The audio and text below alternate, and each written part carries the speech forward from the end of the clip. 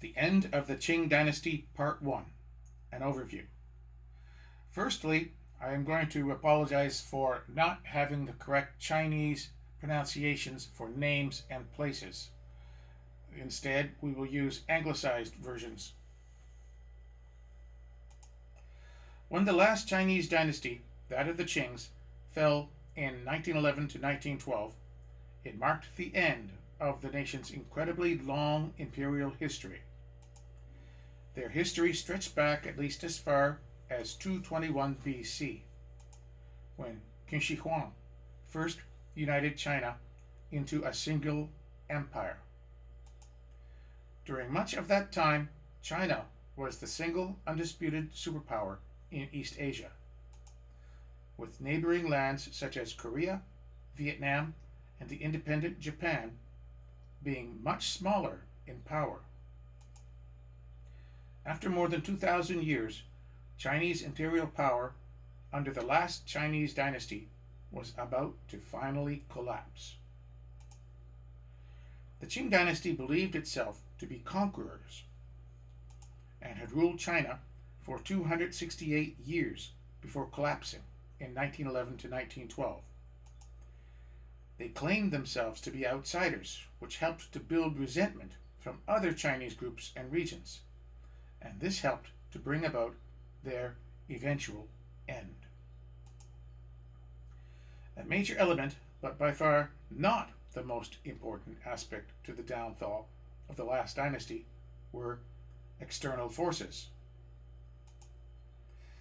This was involving both foreign technologies and foreign military operations. For whatever reasons, the Qing dynasty's forces simply could not compete with them. The Qings made huge mistakes in the assessment in the strengths and ambitions of the other European and Asian nations, as well as simply not being able to unite Chinese forces to resist, due to mutual resentment of the people of the different regions. We will cover the elements that led to the fall of the Qing dynasty in this series. The table of contents for this particular video series includes Part 1, an overview. Part 2, the internal rebellions. Section A, the White Lotus Rebellion from 1794 and the 8 Trigrams Rebellion in 1813. Section B, the Taiping Rebellion from 1851 to 1866. Section C, the Nean Rebellion. Section D, the Dungan Revolt from 1862 to 1868. Section E, the Panthay Rebellion from 1856 to 1873.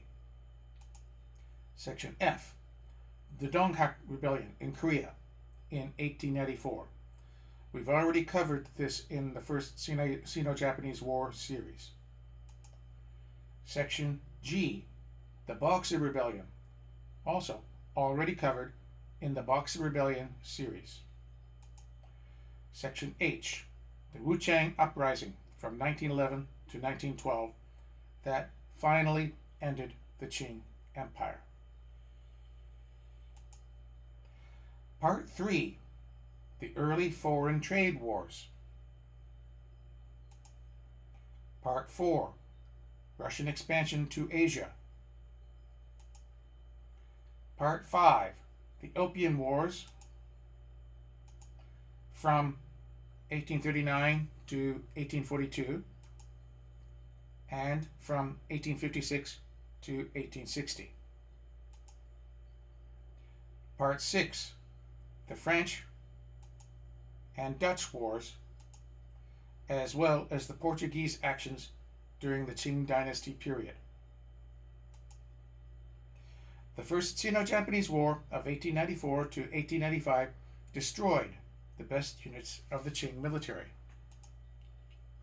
Empress Dowager Cixi had to run from the capital to another central city further in the interior at the end of the Boxer Rebellion, and large regions and major leaders did not rise to support the Qing dynasty during that war. Cixi was only able to reclaim her throne after a peace deal with the Eight-Nation Alliance. The ethnic Manchu rulers of the Qing dynasty ruled from 1644, when they defeated the last of the Ming dynasty. The Mings became second-rank royalty, still maintaining some power in the background.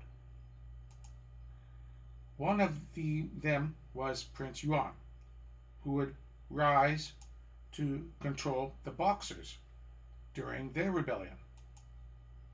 His policies and anti-foreigner hatred would create resistance and hatred within the Qing government against various factions within it.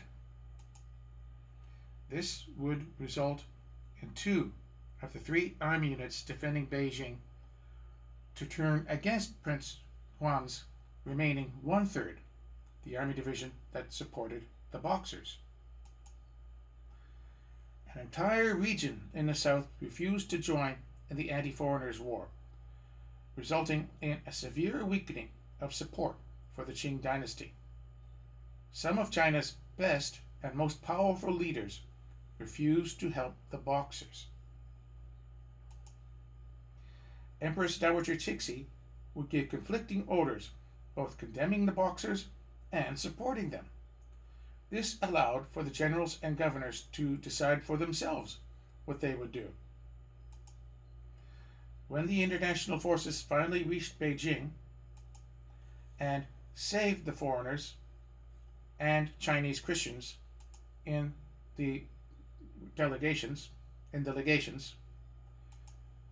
Cixi had no support left except for the extremely anti-Christian and anti-foreigner Muslim Manchu troops. At the end of the war, Cixi was again in power, but by permission of the foreign officials. The Qing dynasty was broken. It would not last long after the death of Cixi in 1908. We will now look at the rebellions.